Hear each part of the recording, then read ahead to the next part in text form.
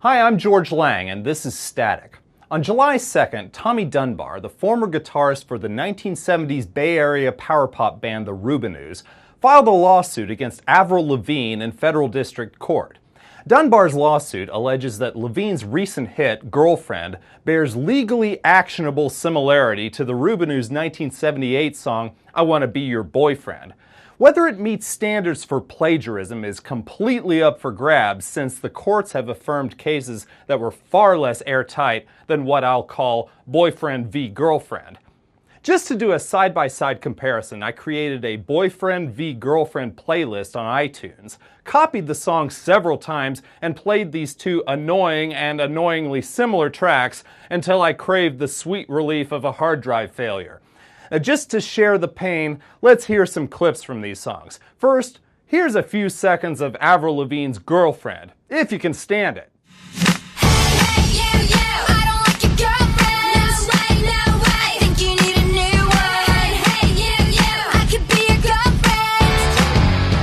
Alright, that's enough. Now here is the Rubinoos' I Wanna Be Your Boyfriend in all its early new wave semi-glory.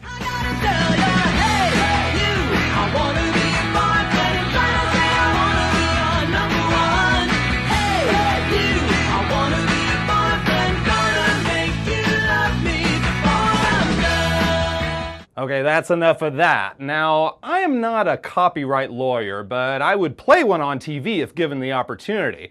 Plus, I've been obsessed with pop plagiarism since the case of Bright Tunes Music versus Harrisong's Music, which determined that George Harrison had subconsciously lifted the melody to My Sweet Lord from the Chiffons' He's So Fine.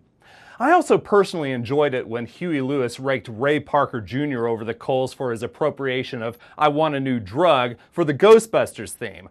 Given how irredeemably lame both songs are, it is hard to see how anybody really wins in that case. It is one thing to steal something brilliant, but co-opting I Want a New Drug for Ghostbusters is a little like trading in a Ford Pinto to buy an AMC Pacer. So I listened, then I listened some more before slamming the headphones on my desk and reaching the following conclusion. On its face, the only prominent similarity in Boyfriend v. Girlfriend comes during the choruses for the two songs. Rubinoos singer John Rubin sings, Hey, hey, you, I want to be your boyfriend, while Lavigne sings, Hey, hey, you, I don't like your girlfriend. They also feature the same hand-clapping rhythm, but I doubt that any judge would seriously have stadium pep rally clapping entered into evidence.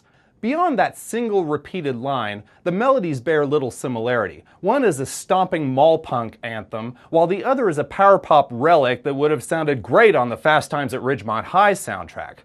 But that one similarity might just be enough. Consider the case of Three Boys Music v. Michael Bolton, which is analyzed extensively by Columbia Law School's Music Plagiarism Project.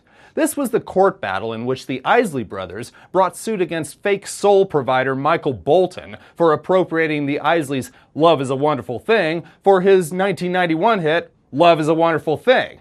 Columbia Law School features a side-by-side comparison between the two songs. There's a slight similarity in how both titles are sung, but as much as I don't want to side with Michael Bolton on anything, the track's only commonality comes during the title refrain. Despite this, the Isleys won, and the case was upheld on appeal. It's entirely possible that Lavigne has never heard the Rubinoos song. Until a few years ago, she professed not to have heard of David Bowie, and seemed incapable of pronouncing his name correctly. On the other hand, her co-writer on Girlfriend, Dr. Luke Gottwald, spent a decade as the guitarist for the Saturday Night Live band. Now that guy knows rock music, but again, we're talking about a 30-year-old song released by an independent label by a band that is mildly semi-famous for sounding a lot like the Raspberries. But as her Canadian label head told Billboard recently, artists carry coverage for these kind of things. Quote, Avril has insurance that covers off these sort of suits that are so prevalent in the music business. Terry McBride, chief executive officer of Network Music Group, told Billboard. And in that case, I suppose Lavigne can splurge.